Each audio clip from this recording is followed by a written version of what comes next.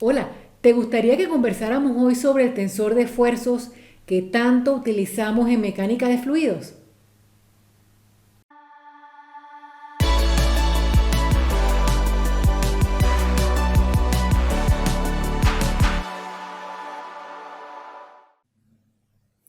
A veces, cuando estamos empezando con el estudio de mecánica de fluidos, tendemos a confundir lo que es el tensor, lo que es un vector y específicamente no comprendemos muy bien cuando nos referimos al esfuerzo. Vamos a empezar una breve introducción sobre el tensor de esfuerzos.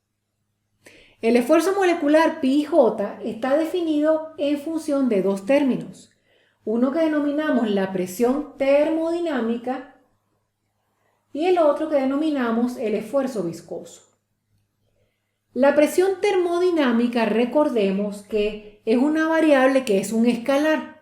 De allí que para poderle proporcionar una dirección o una variable con las cuales podamos trabajar en relación a cómo cambia con respecto a la dirección, tenemos que utilizar el delta de Kronecker. Y el tensor o esfuerzo viscoso sí está definido de por sí en términos de dos direcciones. ¿Cómo expresamos el delta de Kronecker? Recordemos que el delta de Kronecker tiene los siguientes valores. Es 1 cuando los subíndices son iguales y es 0 cuando los subíndices son diferentes. Esto nos permite interpretar lo que está ocurriendo como la fuerza en la dirección J por unidad de área perpendicular en la dirección Y. De esta manera podemos escribir los esfuerzos en términos de dos familias nuevamente. Ahora serán los esfuerzos normales y los esfuerzos de corte. Recuerda que en tu mecánica de fluidos, cuando expresas los esfuerzos, tiendes a utilizar una matriz donde en la diagonal colocas los esfuerzos normales, mientras que los esfuerzos de corte los expresas en los otros términos de esa matriz. Eso es lo que estamos expresando de manera separada en esta lámina.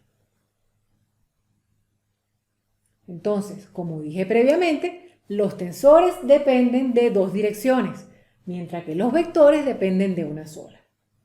Entonces podemos identificar el tensor molecular de esfuerzos como pi y el tensor de esfuerzos viscosos como tau.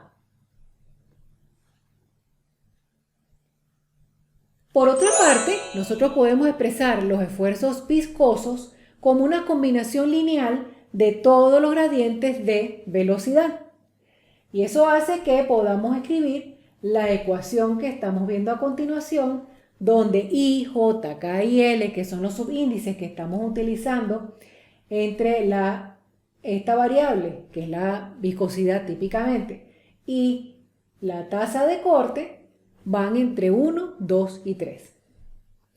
Estos coeficientes viscosos hacen una totalidad de 81 coeficientes, pero si el material que estamos estudiando es isotrópico, para lo cual te invito a ver el video en el cual conversamos sobre los materiales isotrópicos, esos 81 coeficientes se reducirán a solo 2.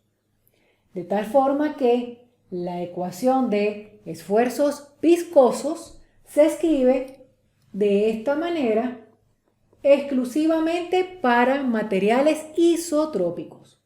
81 coeficientes se redujeron a el coeficiente A y al coeficiente B.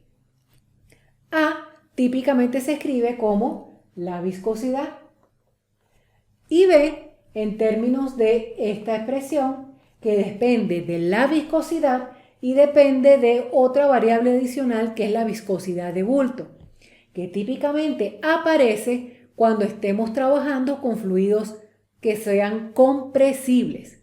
Para los fluidos incompresibles, normalmente ese término desaparece. Y vamos a ver la razón de por qué. Entonces, la ecuación de esfuerzos viscosos se simplifica de manera que vectorialmente la escribimos de esta forma. Y vemos que está constituida por el tensor gradiente de velocidad, el tensor gradiente de velocidad traspuesto y la divergencia del vector velocidad. Fíjense, sin preocuparnos mucho por lo que ocurre con capa, la viscosidad dilatacional, como también se le conoce, si el fluido es incompresible, recordemos que de nuestra ecuación de continuidad, el término de variación de densidad con respecto al tiempo se hace cero porque es incompresible, no cambia la densidad con el tiempo. Y el único término que sobrevive de esa ecuación, si la recordamos, es el término de divergencia de la velocidad. Si todo el término desaparece y lo único que queda es ese término, esa ecuación queda igualada a cero, por lo tanto, se dice que para fluidos incompresibles, la divergencia del vector velocidad es cero. Entonces, ¿qué hace eso? Hace que todo este término para fluidos incompresibles se anule.